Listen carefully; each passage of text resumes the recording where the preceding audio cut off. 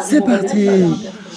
Rayonner au quotidien. Alors ça va être très court, une petite demi-heure. Concentrez-vous au max. Si vous avez des questions, vous les notez et tout. Et après, on répond pendant la pizza, le sushi, les viennoiseries, le je sais plus quoi, les gaufrettes, les croque-monsieur. Je crois que voilà, c'est tout. Et les chips. Voilà. Donc, comment rayonner au quotidien? Bon, vous savez, il faut toujours trouver un titre un peu branché, un titre qui fait pas peur, qui attire. Donc rayonner, tout le monde veut rayonner. On aurait pu mettre un autre titre. Ne partez pas, fermez à clé. Nous allons parler de la tsniout. Traquenard, oui. Non, mais c'est pas si traquenard que ça, vous allez comprendre pourquoi. Quel est le lien entre la tsniout et le rayonnement? A priori, quand on dit tsniout, on pense tout de suite shla, fou, burqa, ta. Ouais, d'accord. On pense tout de suite se couvrir le corps. Ok? Pour les femmes, boum, boum, boum. Pour les hommes, c'est un peu plus cool, petit Marcel, tout ça, petit short, voilà. Mais on pense à se couvrir le corps, ok? En vérité, la tsniout, c'est qu'une toute petite partie. Elle est importante parce que c'est celle qu'on voit, mais c'est qu'une toute petite partie. Et ce soir, justement, on va voir que le véritable rayonnement d'une personne, son aura, comme on dit, il a de la présence. Comme on dit, waouh, il est rentré dans la pièce, ça a rempli. D'accord? Eh bien, c'est justement lié au niveau de tsniout de la personne. Et on va voir c'est quoi la définition de tsniout. Alors, c'est parti. Le texte est de Rav Friedlander Siftei Chaim, qu'on utilise très souvent sur les midot. Il y a sur le chumash, il y a sur les fêtes, il y a aussi sur les midot, les traits de caractère. Donc, il nous dit que très souvent, on associe la notion de tsniout, on va appeler ça pudeur, discrétion, humilité. On l'associe souvent à la notion de vestimentaire. Oui, de la façon de s'habiller. Il dit, c'est pas ça l'essentiel. L'essentiel de la tsniout, c'est, alors on fait un peu d'hébreu aussi, pub pour l'ulpan, d'accord, le mercredi soir, ou mafteach lechol amidot tovot. C'est la clé de toutes les midot tovot. Intéressant. C'est la clé. La semaine dernière, c'est sur YouTube, comment on dit, likez et abonnez-vous. On a vu les 7 midot principales. Les 7 midot principales, les 7 piliers. Ce soir, nous allons voir qu'il y a le tiercé gagnant, c'est le 3 piliers. Vous savez que pour faire tenir un siège, il faut 3 pieds. On va voir les 3 pieds. La tsniout est un des 3 pieds de toutes les midot. C'est un des 3 supports de toutes les midot. Et là, nous allons voir ensemble. Alors là, on va faire un petit exercice ensemble sur tout le cours. Yes, Raya, elle est partante. On va faire un exercice sur tout le cours. C'est que je vais vous ramener 7... non, j'en ai zappé un peu, donc celui-là, on ne le fait pas. Je veux vous ramener... Bravo, cette demoiselle, bravo. Il y en a, elle, là. Elle rigole pas. Donc, je vais vous ramener 6 passages du Talmud qui parlent de tsniout.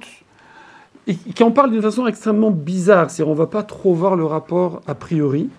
Et ensuite, il va falloir trouver une définition. C'est-à-dire, au lieu de... On fait à l'envers. Ça veut dire, par exemple, quelqu'un, il y a un mot. Il ne sait pas ce que veut dire ce mot. Alors, il va chercher dans des bouquins où on parle de ce mot, c'est avec l'ordinateur. Il regarde le contexte du bouquin. Et grâce à ça, il va voir la définition du mot. Donc, nous, on va voir 6... ça va être des événements ou des épisodes de notre histoire où on va parler de tsniout. Le premier événement, c'est une histoire de Shidur, yes, de mariage, oui. C'est Rachel bat Kalba, il s'appelait, je crois, qui était la fille de l'homme, un des hommes les plus riches de la planète, extrêmement riche. Et son papa lui a dit, tu n'épouseras qu'un Talmid Chacham, qu'un grand Rav, qu'un quelqu'un qui est rempli de Torah, etc. Mais Rachel, elle a vu le berger, qui n'était pas Rabbi Akiva du tout, c'était Akiva tout court, d'accord? Akiva, qui n'était pas du tout Rav, il était même Amaharetz, ça veut dire qu'il ne savait même pas lire, d'accord? Attention, il était religieux, ne crois pas, on dit les Balei Teshuvah, il était religieux, 100%, mais il ne savait pas lire. Parce qu'à l'époque, c'est compliqué, il n'y a pas tout ce qu'il y a pour apprendre maintenant. Il fallait quitter son job et aller au Beth Midrash étudier. Donc, Akiva, elle l'a vu et elle a dit, ça, c'est the potentiel, alors qu'il avait 40 ans. À une époque où à 20 ans, on connaît déjà tout le Talmud et qu'on est déjà un très grand rave. Lui, à 40 ans, eh bien, elle a vu que ce serait un potentiel. Alors, quel potentiel ça a été? Vous savez, Rashi dit dans le Talmud, c'est le plus grand Talmud Chacham de tous les temps. De tous les temps, puisque la Gemara raconte que quand Moshe Rabbeinu est monté à Sinaï pour recevoir la Torah, Hachem lui a montré Rabbi Akiva, il a dit c'est à lui qu'il fallait donner, c'est cette âme qui aurait dû être à ma place. Donc c'est du level. Quand Moshe Rabbeinu il dit il est plus grand que moi, vous mettez ça dans le tableau, dans le salon, c'est classe. Ouais, voilà. Donc ça c'est Rabbi Akiva. Quelle qualité elle a vue chez Akiva, le berger de son père, employé, d'accord, au SMIC, qu'est-ce qu'elle a vu comme qualité pour dire ça c'est un grand et je suis prêt à déshériter et je sais et miser sur lui? À votre avis? Le chesed. Comment? Le Le chesed. chesed. La sniout. Jeudi, j'ai raconté 6 événements de sniout. Bravo, bravo Michael. La sniout, c'est marqué dans la Gemara, Chazite de Avat Tznia. Elle a vu qu'il était tsniout, aussi ou ma'alé, et qu'il avait des qualités, la tsniout. Alors, quel rapport? Ça veut dire quoi? Ça veut dire quoi? On va voir.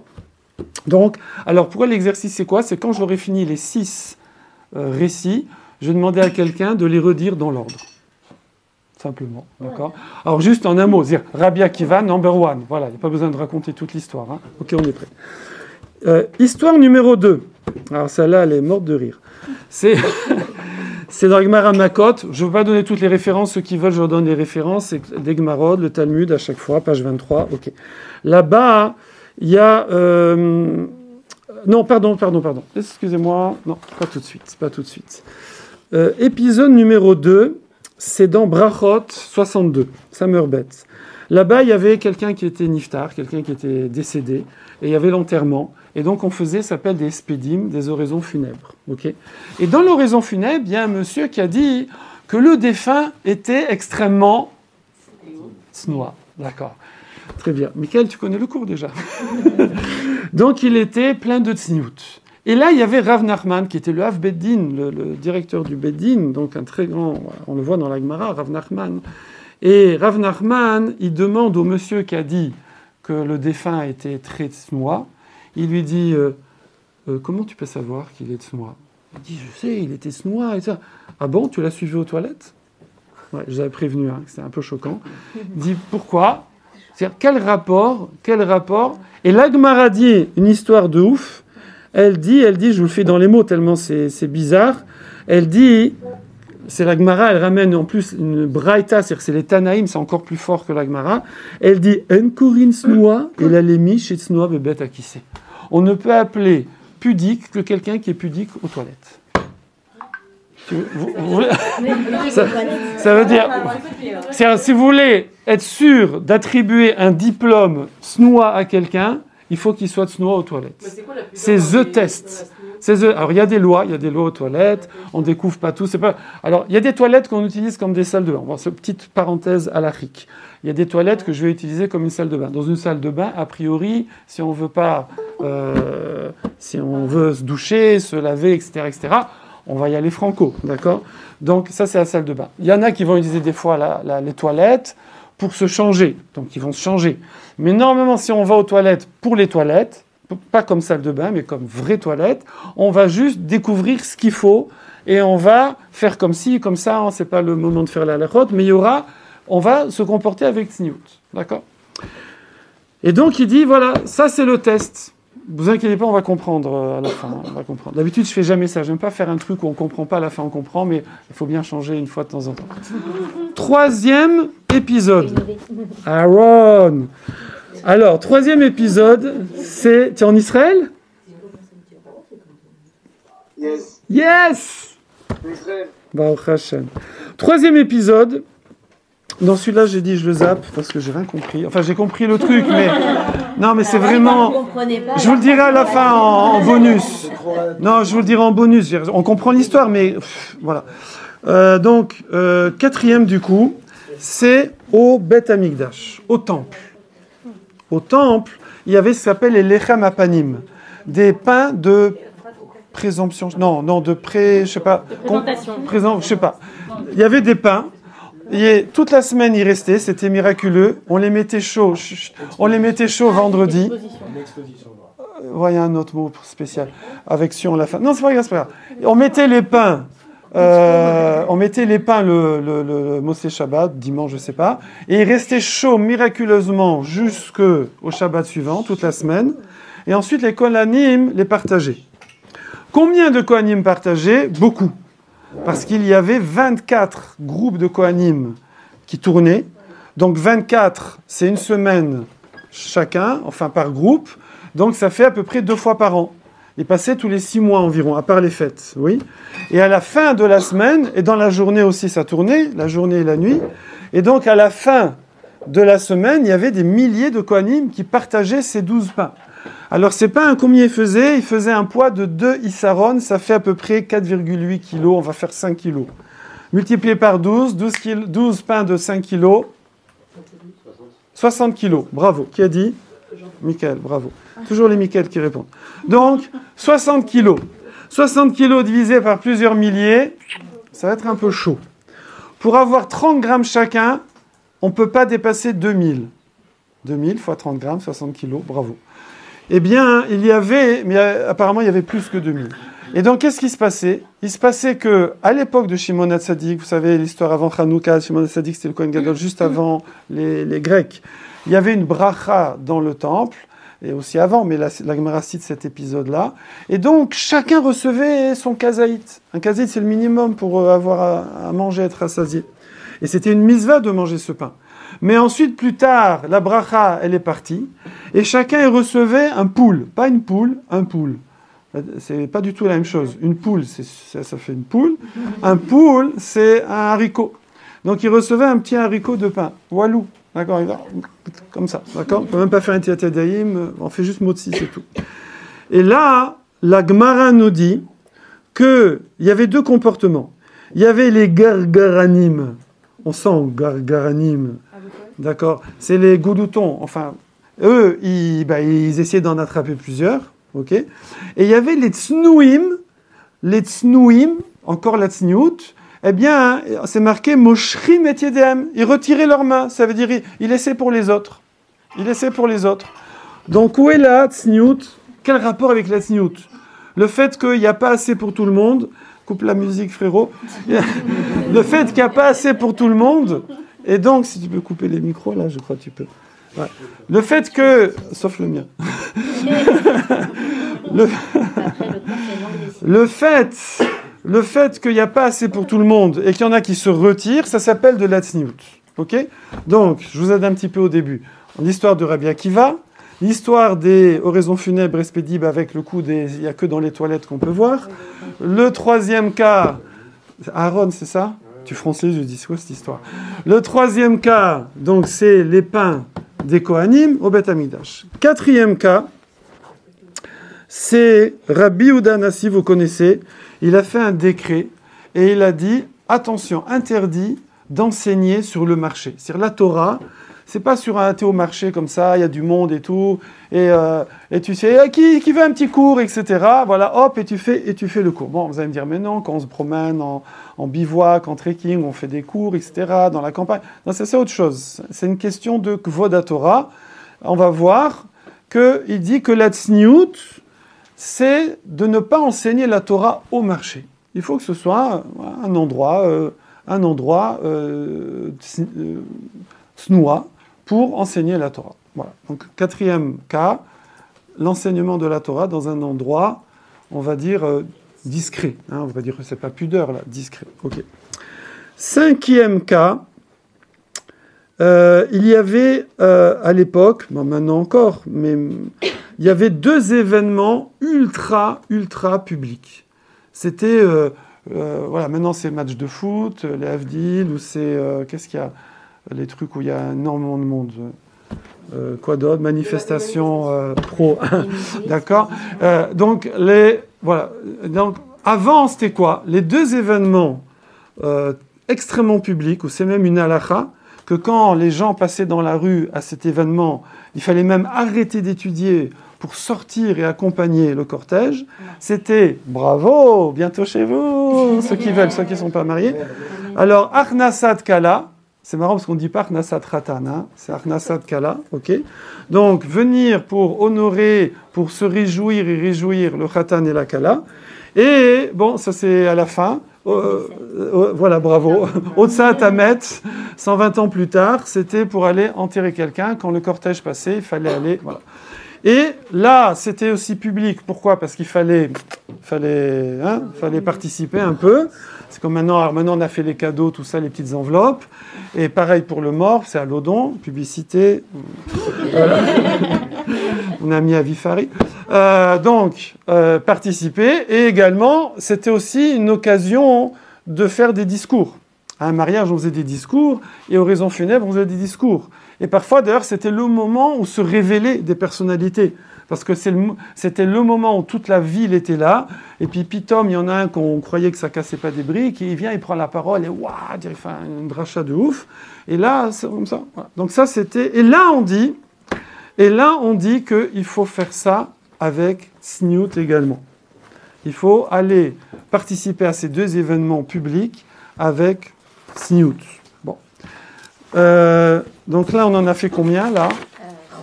5, bravo, vous êtes à fond, là. Donc le 6e, le dernier. C'est bizarre, moi, oui, c'est ça, c'est le dernier, parce que j'en ai zappé un. C'est Kerem Revae. Kerem Revae, vous savez, quand on plante un arbre, d'ailleurs, c'est une halakha même en France, même en extérieur d'Israël, contrairement aux Troumot et aux Maasrot, quand on plante un arbre fruitier, les 3 premières années, c'est la orla, on n'y touche pas, on laisse, ça pourrit, on ne fait rien avec, d'accord ? La 4e année, c'est Kerem Revae, il fallait le racheter ses fruits et les manger à Jérusalem ou dépenser l'argent à Jérusalem. T'es avec moi, Thomas ? Oui. Ouais. Oui, je vous écoute. Et il y avait des gens qui walou, ça veut dire non seulement ils prenaient, mais ils mangeaient, ils disaient ah là, c'est bon, et ils faisaient pas le pidion. Et là, la Gemara nous dit que les tsnouim, encore une fois, les tsnouim, eh bien pour éviter que ces gens fassent une avéra, super sympa, ils mettaient de l'argent de côté à un endroit et ils faisaient ce qu'on appelle un tnaï, une condition que systématiquement, dès que quelqu'un va cueillir, toc, comme ça un fruit, il soit racheté sur l'argent. Comme ça, au moment où il mange, ça a été déjà racheté et il n'y a plus la Gdusha de Kerem Revae. Super sympa, d'accord ? Donc, comme ça, on raconte des histoires de... c'était Rav Moshe Feinstein. Je crois qu'on était passé à New York, là, vous savez, par l'escalier de secours, là, les trucs, là. Oh, super. Eh bien, il est monté avec elle. On était à New York avec Olami France. Ouais. Olami France. Alors, prochain voyage, préparez-vous. Et donc, quelqu'un lui avait volé un truc. Et lui, il est arrivé, il a vu la personne en train de partir. Il lui a couru après. Il lui a dit, je te le donne. D'accord ? Pour éviter que la personne fasse une avéra. Il y a comme ça beaucoup d'histoires. Il y avait c'était aussi, en Europe de l'Est, j'ai oublié les noms, je suis désolé, il y avait un rave très connu qui avait été, des antisémites comme d'hab, ils avaient voulu le confondre et l'accuser de vol. Ils ont fait une magouille et tout. Et il est passé devant le juge. Et le juge, il n'y avait pas de preuves, il ne savait pas comment se défendre. Et là, il y a un témoin qui est venu et qui dit, « Monsieur le juge, vous voyez ce rave que vous voyez là ? Sachez que moi, je suis témoin. Je ne peux pas dire, là, vous l'accusez d'une histoire, personne n'y était. De toute façon, vous l'avez inventé, donc personne n'y était.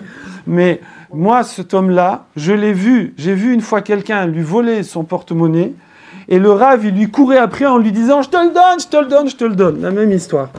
Alors le juge, il est comme ça, il fait, oui, bon, vous avez des preuves, tout ça. Il dit, non, j'ai pas de preuves, monsieur le juge. Mais on ne raconte pas ça sur vous ni sur moi. Sur lui, on raconte. Voilà. Donc, ça, c'était la tsniout, le fait de vouloir éviter que des gens fassent des fautes en faisant un système comme ça. Donc maintenant, qui me répète les 6 dans l'ordre ? Thomas, je te sens chaud. Alors, les 6, c'est tsniout. Les 6, c'est des endroits où on utilise le mot tsniout dans le Talmud. Donc le first, c'est Rabbi Akiva avec Rachel. Le deuxième, pudique aux toilettes.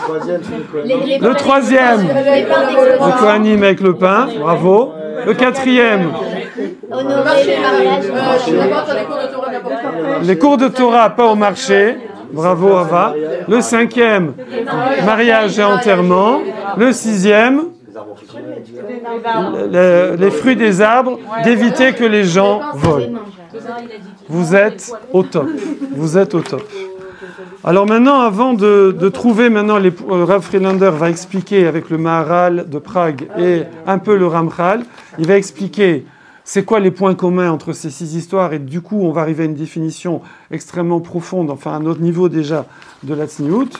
Avant, on va voir un extrait d'une autre Gemara de laquelle on apprend que la Tzniut, comme on a dit, c'est un des 3 piliers.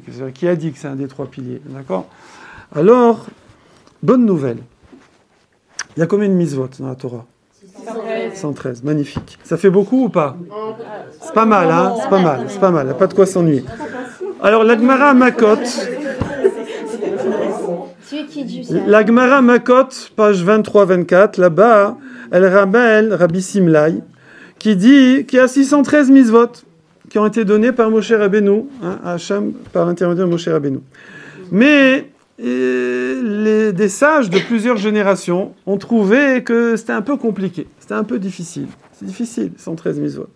Alors pour qu'on se concentre mieux, alors c'est marqué dans la Gemara, je vous fais dans les mots, Ba David, il est venu le roi David, Ve'emidan al-achatasra. Il les a fait tenir sur 11. Ouf, 11. Ah, c'est une grosse réduque, hein, d'accord? Ensuite est venu... qui c'est qui est venu après? Yeshaya, je crois. Et lui, il les a ramenés à 6. Oui, Yeshaya, il a ramené à 6. Alors là, c'est bon, on respire. Ensuite est venu Micha. Vous savez, Micha, c'est un des 12 prophètes, dans les prophètes. Il a ramené à 3. Oui. Et enfin, après, à la fin en Maskana, j'ai oublié c'est qui, j'ai pas la Gemara. C'est Rabakouk, je suis plus sûr. Il a ramené à une mitzvah. D'accord. C'est quoi cette histoire? 113, 11, 6, 3, 1. C'est quoi ces soldes-là? C'est les soldes de printemps, c'est quoi? Alors évidemment, la Gemara explique, là-bas tout le monde explique. C'est pas, Chazécham, on n'enlève rien du tout. Même pas la plus petite mitzvah, on n'enlève rien du tout. C'est juste que, comme il y a eu une baisse des générations, les gens avant étaient capables d'arriver à la shlemut, ça veut dire à une sorte de perfection, à être complet, en travaillant de façon, on va dire, égale sur les 613 mitzvot. Okay? Mais après, ils avaient du mal, et donc il a fallu leur donner des axes de travail. C'est pas des mitzvot, il ne va pas dire par exemple 11 mitzvot, mais genre c'est Shabbat, Tzitzit, etc.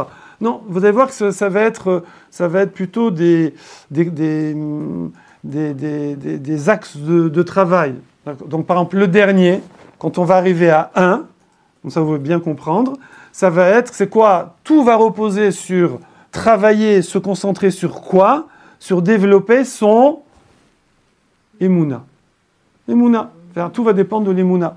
Donc quelqu'un, on va lui dire, écoute, tu as 613 autres à faire, bon, tu essaies de faire un peu mieux ça, etc., etc. Bon, sache que là où tu mets toutes tes forces, c'est dès que tu vois que tu as quelque chose qui peut te renforcer en Emouna, fais-le. Parce que c'est ça qui va tirer toutes les autres mitzvot.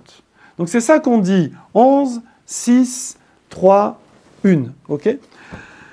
Et évidemment, ça correspond à des baisses de génération. C'est que les gens, nous, il nous faut un truc. Dis-moi un truc, comme ça je mets le paquet dessus. Voilà. Alors maintenant, c'est quoi les 3 de Micha?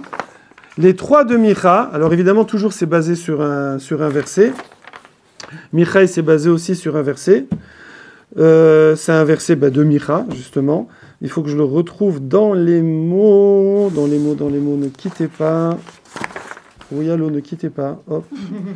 2. Ah, j'ai inversé les feuilles. Voilà. Tic, tic, tic, tic, tic. Oui. Alors, ce verset, il est magnifique parce que c'est marqué comme ça. Igid lecha Adam matov. Je vais te dire à l'homme qu'est-ce qui est bon. Donc, c'est super. On va savoir qu'est-ce qui est bon. Uma Hashem doresh mimecha. Et qu'est-ce qu'Hachem il attend de toi? Donc, super. Là, on sent qu'on va avoir un truc clair et en plus, ça va être en quelques mots. C'est plus facile que toute la Torah, oui. Kim asot mishpat, fait mishpat, la justice, soit juste. Alors, je les développe au fur et à mesure, comme ça on ne s'embrouille pas. La justice, c'est pas juste être un juge, il dit chacun est juge de ses actes. Il dit, on va aller jusqu'au petit détail, il dit faire du bruit pendant que le voisin il dort et je l'empêche de dormir, c'est pas juste, d'accord? Donc ça va être la justice dans le business, la justice dans ses relations avec autrui, la justice avec ses parents, ses enfants, ses voisins, son employé, son patron, son truc, tout. Être juste, mishpat, être juste, tzedek, le din, d'accord? Voilà, c'est facile, hein, Aaron, voilà. Il suffit de le dire, voilà. Le deuxième pilier sur lequel tu dois mettre tout ton axe, toute ton énergie, et par ça tu fais toutes les mitzvot, c'est chesed, ahavat chesed. Ahavat chesed, on en a parlé au cours de la semaine dernière aussi. Donc ahavat chesed, tout le monde sait ce que c'est, voilà, donner du ton de soi, ça on n'a pas besoin de développer. Le troisième, ve'atznea lechet imelokecha. Thomas, c'est la tzniut. C'est pour ça, c'est de là que ça vient. Troisième, la tzniut. Et c'est pour ça que le Siftei Chaim est parti en disant, ok, mishpat, on sait ce que c'est. La justice, on connaît. Juste, on connaît.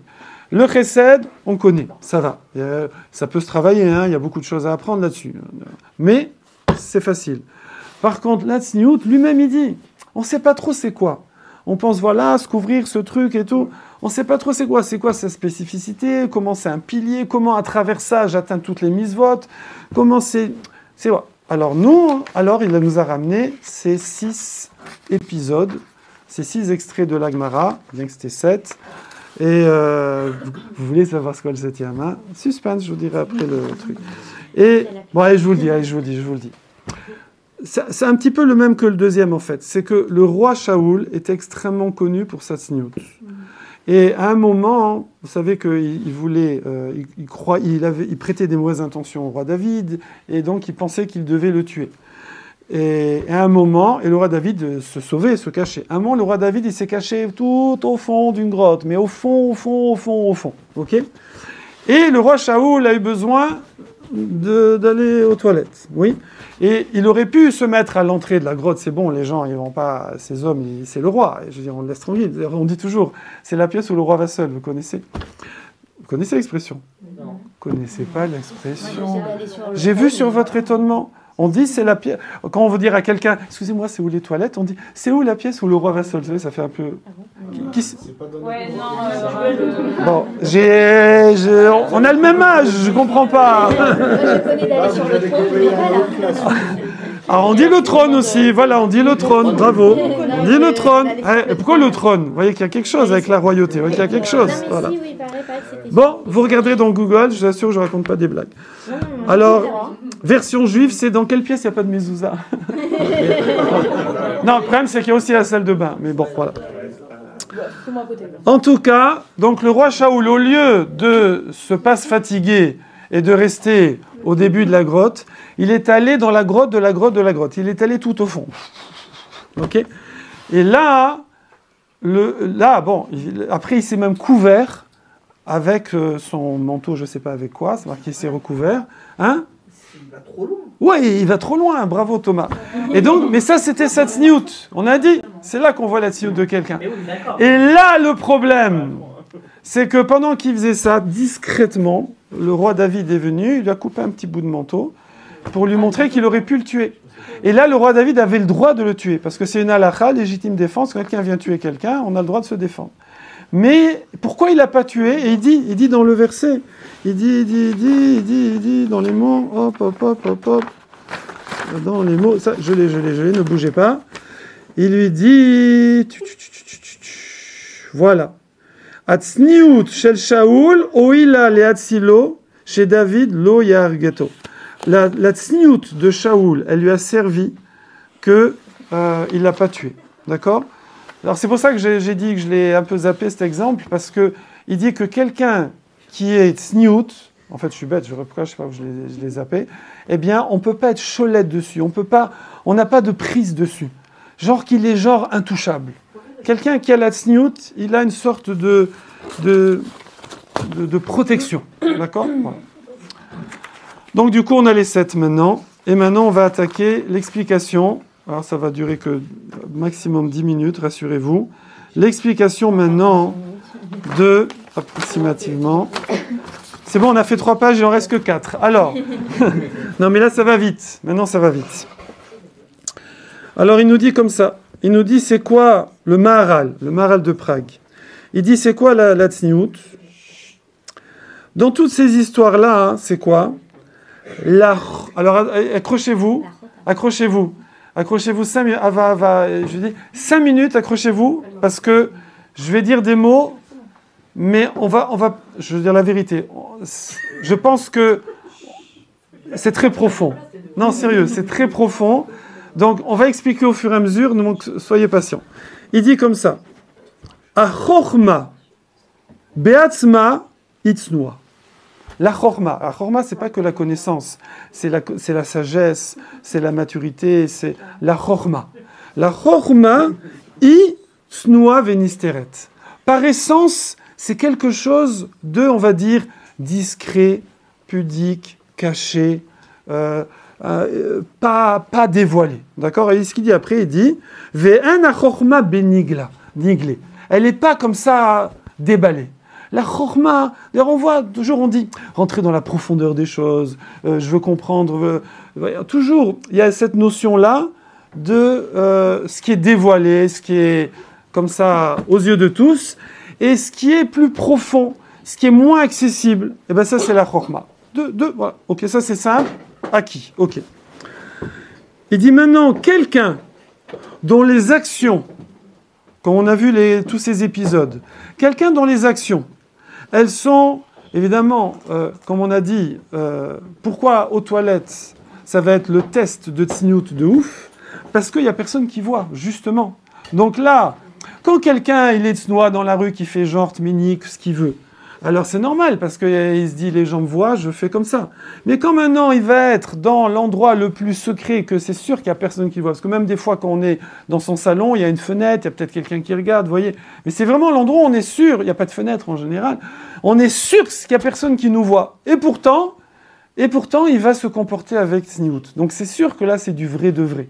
Attends Thomas, parce que c'est compliqué, mais retiens la question. C'est sûr que c'est du vrai de vrai. Donc il dit quelqu'un, on va crescendo, mais après je vais résumer. Quelqu'un dont les actions, alors quand on dit action, parole, pensée. Quelqu'un dont les actions, elles sont betsniout, alors la chorma, elle se colle à lui. Il attire la chorma. D'accord? Ça veut dire que c'est une condition. Inversement, quelqu'un qui n'est pas dans ses actions, alors évidemment il y aura des niveaux, hein, évidemment, mais qui n'a pas la tsniout dans ses actions, alors, ou gashmi. C'est quoi cette histoire? Il est gashmi, matériel. C'est-à-dire que gashmiout, la matérialité, genre à outrance, évidemment, on parle de la matérialité dont on a besoin pour vivre. La matérialité excessive, ou la lourdeur, on va dire, c'est apparemment le contraire de la tsniout. On voit pas, on avance, d'accord? Ok. Deuxième définition, le Maharal de Prague, toujours, un autre endroit, il dit tsniout, pirusho, explication de tsniout, être pnimi, intérieur. Bon, ça on comprend. C'est l'intériorité. Et ensuite il dit, et c'est quoi l'intériorité? C'est la ruchaniout, c'est la spiritualité. La spiritualité, l'intériorité, la tsniout, c'est synonyme. Par contre, le contraire, c'est quoi? C'est la gashmiout, être, comment il dit en français, on dit chumriout, d'accord? Chomer, chamor c'est l'âne, chomer c'est la matérialité lourde comme ça, et megusham, ça veut dire grossier. C'est le contraire de la spiritualité, c'est lourdeur, sa matérialité. Alors, on comprend, on sent un peu, mais vous inquiétez pas, ça va s'éclaircir. Plus loin, il dit comme ça. Alors là, il va céder maintenant de Rav Dessler. Rav Dessler va être un peu plus à notre portée. Maharal de Prague, c'est un peu plus compliqué. Il dit, c'est quoi? Il dit, je vais aller directement au résultat, parce qu'avant, il dit un truc qui est un peu compliqué aussi. On va direct au plus simple. Il dit, dès que quelqu'un, il fait un acte, il parle, il agit, il pense. Bon, il pense, on ne voit pas. Mais il parle et il agit. Et que, quand il fait son truc, ou quand il parle, il est en train de se demander en même temps qu'est-ce que les gens vont dire sur moi? D'accord? Mais dans le sens, je fais ça, ouah, les gens ils vont dire, waouh, il est balèze, waouh, je fais ça, c'est héroïque, je fais ça, oh, quel chesed il fait, ah, je fais ça, qu'est-ce qu'il est généreux. Dès que quelqu'un, dans ses actes, il va penser, ou il va regarder dans le rétro, voir si on me voit ou on ne me voit pas. Dès que quelqu'un va être comme ça sur une sorte de regard extérieur, alors ça, cette personne-là, elle n'est plus, à 100% en tout cas, dans la tzniut. Elle n'est plus dans l'intériorité. Elle est dans l'extériorité. En français, ça s'appelle, il fait tménik, d'accord? Alors évidemment, il y a pas, c'est pas 0 ou 100% de tménik. Ok? C'est évident, c'est évident. Enfin, en tout cas, moi, je parle pour moi, je ne sais pas pour vous. Mais je ne pense pas être capable de faire le moindre truc, je vous le dis franchement, je ne pense pas être capable de faire le moindre truc qui demande un certain effort, sans me dire « Waouh, d'accord, waouh, super, si quelqu'un il sait que j'ai fait ça, et tout. » Et d'ailleurs, on arrive comme ça, on place, comme ça, on dit « Ouais, hier, ouais, j'ai fait ça. » On place comme ça, toujours à droite, à gauche, on se met sur, alors maintenant, de nos jours, on s'éclate, on met sur YouTube, on met sur machin, allez, on est allé en vélo jusqu'à Deauville, et tout, voilà. On met ces petits trucs, on est fiers, on est fiers. Comme un ami, il m'a dit, je ne sais pas si j'ai cité la semaine dernière, il m'a dit qu'il a fait un truc de ouf. J'ai cité ça, l'histoire de celui qui s'est fait piquer sa paye à l'armée? Non, je n'ai pas cité. Peut-être vous reconnaissez qui c'est. Il était à l'armée, en Israël, et il y a un qui s'est fait piquer sa paye. D'accord? Lui, hyper gentil. Qu'est-ce qu'il a fait? Il a récolté discrètement comme ça, betsniout, et il a ramassé l'argent, et il a rendu l'argent. Enfin, il a compensé. Alors, bon, déjà, c'est très dur de faire... Plus un acte va être extériorisé, plus ça va être dur de pas penser à ça. Plus ça va être dur de le faire betsniout, de le faire avec intériorité. Déjà là, chaque personne à qui il demande, Kevin, tu veux participer un petit peu? On donne 20 € chacun, toi il s'est fait piquer sa paille et tout. Donc Kevin, et moi, en disant ça, forcément, je pense, Kevin, il se dit, il est gentil, Yitzhak, la vérité. Vraiment, il est sympa d'avoir pensé à faire ça. Moi, j'y ai pas pensé. Enfin, bon, toi, t'aurais pensé, mais... Bon, déjà, donc c'est pas... Déjà, c'est un peu public. Eh bien, lui, il m'a avoué. Ah, donc après, il a mis l'argent. Après, il était tout super content, de me voir content. Et lui, il savait pas. Il savait pas qui. Il m'a dit, mais après, j'arrivais pas. J'ai fuité. Je voulais qu'il sache que c'est moi. Et je me suis débrouillé pour que discrètement, il sache que c'est moi. C'est-à-dire que c'est très dur d'arriver à faire un acte en le gardant complètement pnimi, complètement intérieur, de lui enlever toute extériorité, tout intérêt personnel, toute matérialité. D'accord? Et c'est ça ce qu'on appelle l'essence de la tzniut. Alors il dit maintenant quelqu'un qui veut développer ça, qu'est-ce qu'il doit faire? Ava, qu'est-ce qu'il doit faire? Il doit justement, à chaque fois qu'il va faire quelque chose de public, eh ben, ça ne veut pas dire qu'on ne va plus rien faire, etc. Okay, mais il doit essayer de se dire, de se travailler, déjà, ce qu'il peut cacher, il le cache. Pas la peine de crier sur les toits. Et puis quand c'est obligé de se savoir... Comment? Ça change à la mitzvah. Bravo. Merci, Michael. Je vais répondre à la question, parce que j'allais oublier de le dire. Et donc, la personne, elle va essayer de cacher, déjà, pas la peine de dire. Et si c'est obligé de le voir, il va se travailler mentalement pour se dire « c'est rien à côté de ce que je devrais faire, c'est normal, etc. etc. » Alors Michael demande « est-ce que ça change la mitzvah ?» Alors regardez, je vous le dis. Ici, il dit qu'à partir du moment où quelqu'un il met de l'extériorité, il met donc de l'intérêt personnel, de l'orgueil, de la fierté, il cherche à épater les gens avec ce qu'il fait. Alors il dit « Ivda et erecha apnimi ». La mitzvah qu'il a fait, même s'il a fait une mitzvah, on fait quand même, Betor lo lishma balishma, c'est petit à petit, mais on veut arriver à ça. Mais en tout cas, elle a perdu une partie de sa valeur intérieure. Et même il va plus loin, je ne sais pas s'il faut le dire, non je ne le dis pas, c'est trop dur. Bon, ok, je le dis. Alors, astuce. Il dit « Enoshayar le tarat olamaba ». Il dit, sachez que votre Olam Haba, vous savez, encore une fois, on le dit souvent ensemble, on ne rentre pas dans un Olam Haba. Il n'y a pas un endroit là-bas et j'ai le ticket, j'ai la moyenne, je rentre. On fabrique notre Olam Haba. C'est chacun de nos actes, paroles, pensées, qui fabrique notre Olam Haba au fur et à mesure. Okay, eh bien, il faut savoir, quand on fait un acte, plus il est pnimi, le Zohar compare des fois l'Olam Haba à un habit. Chaque mitzvah, c'est une maille, ou un palais, c'est des briques, un palmier, un bananier, ce que vous voulez, un robinet. Il faut savoir que quand il fait une mitzvah, de la façon la plus pnimite possible, la plus les Shem Shamaim, juste pour Hachem, et qu'il n'y a aucun intérêt personnel, pas d'extérieur, etc., là, quand il fait le robinet, c'est un robinet en or. Quand il fait une brique, c'est une brique en or. D'accord ? Ça s'appelle un lingot.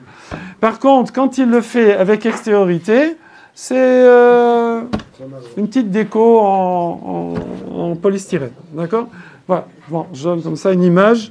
Il dit, c'est pas la tahara, la pureté de Olam Haba, que l'on fabrique sur Olam Haba, elle est liée au niveau de pnimiut de la mitzvah, ça veut dire l'affaire betzniut, de l'affaire l'Eshem Shamem, de l'affaire que par rapport à Hachem. D'ailleurs, dans le verset, je ne vous ai pas dit le verset qu'a utilisé Micha pour s'appuyer. Micha, il a utilisé ce verset-là. Tac, tac, tac, tac. Ouais.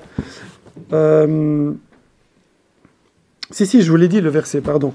J'ai dit, Igid Lecha, je vais te dire ce qui est bon pour l'homme, qu'est-ce qu'Hachem il attend de nous, qu'il attend le Mishpat, la justice, Ahavat Chesed, l'amour du Chesed, Ve'atznea Lechet im Elokecha, et d'aller avec Hachem, avec Tzniut. Nous, on comprend, et d'aller avec Hachem avec Tzniut, c'est-à-dire faire les mitzvot avec Tzniut, oui. Mais à la fin, il dit, en fait, c'est quand tu es Betzniut, tu es avec Hachem. Ça, on peut dire de deux façons le verset. C'est pas contradictoire, hein. C'est deux niveaux de lecture. Il y a un niveau de lecture, dire je vais avec Hachem Betzniut, et il y a un autre niveau qui est de dire quand je suis Betzniut, je suis avec Hachem.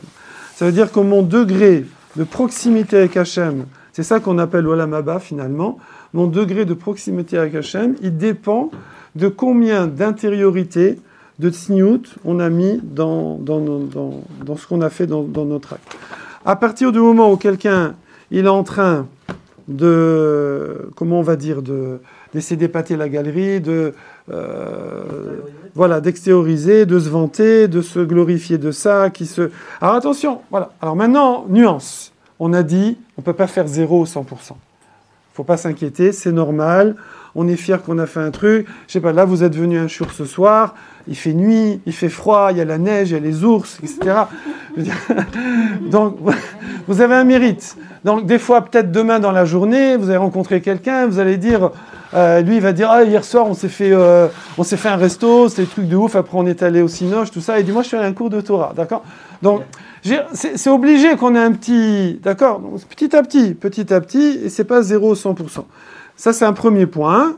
Il faut juste avoir ce souci-là, d'essayer de mettre de plus d'intériorité, de pnimiut, d'intériorité, de l'Eshem Shamaim dans chacun de nos actes. Voilà. Deuxième point, et ça c'est le Ramchal, Rabbi Moshe Chaim Luzzatto Zatzal qui le ramène, c'est très connu aussi, que Atnua Achitzonit Meureret Apnimit, que l'acte extérieur éveille l'intérieur. Ça veut dire que quand quelqu'un il va agir avec tzniut, ou par exemple dans les mitzvot, par exemple une fille qui va s'habiller avec tzniut, c'est évident que ça va avoir un impact, sur elle. C'est même un acte qui va être un peu... Voilà, même si on va dire c'est... Moi, je vois pas pourquoi il faut faire ça. On m'a dit comme si, il faut m'habiller comme ça. On m'a dit, il faut pas crier dans la rue. Il faut pas être comme ça, exubérant. Il faut de la discrétion. Chaque endroit, situation où les mitzvot, où le bon comportement nous dit de pas étaler, de pas vider son sac dehors. Eh bien, dans toute situation, même si je le fais moi d'une façon... J'ai pas compris pourquoi, je sens pas, mais je le fais. On m'a dit, je le fais. Automatiquement, ça va transformer l'intérieur de la personne. Naase venishma, c'est le principe. Je fais et j'intègre la chose. Ouais. Adam nifal kefi peulotav. Un homme, il se travaille par ses actes. D'accord? Il est influencé par ses actes. Même si c'est des actes des fois extérieurs, ça va. Évidemment, quand il a l'intention que ça impacte. Si quelqu'un fait un truc pour faire tménique, mais il n'a pas l'intention que ça impacte moins, beaucoup moins. Peut-être un peu, je ne sais pas. Par contre, quand il fait, il dit voilà, moi j'ai rien compris cette histoire de tsniout, mais je vais faire tsniout parce qu'on me dit que c'est bien, mais je veux que ça m'impacte. Eh ben oui, ça va l'impacter. Ben je crois que j'ai tout partagé avec vous. Ouais. Razak à vous. Voilà. Razak, merci beaucoup. Je vous applaudis. Oui.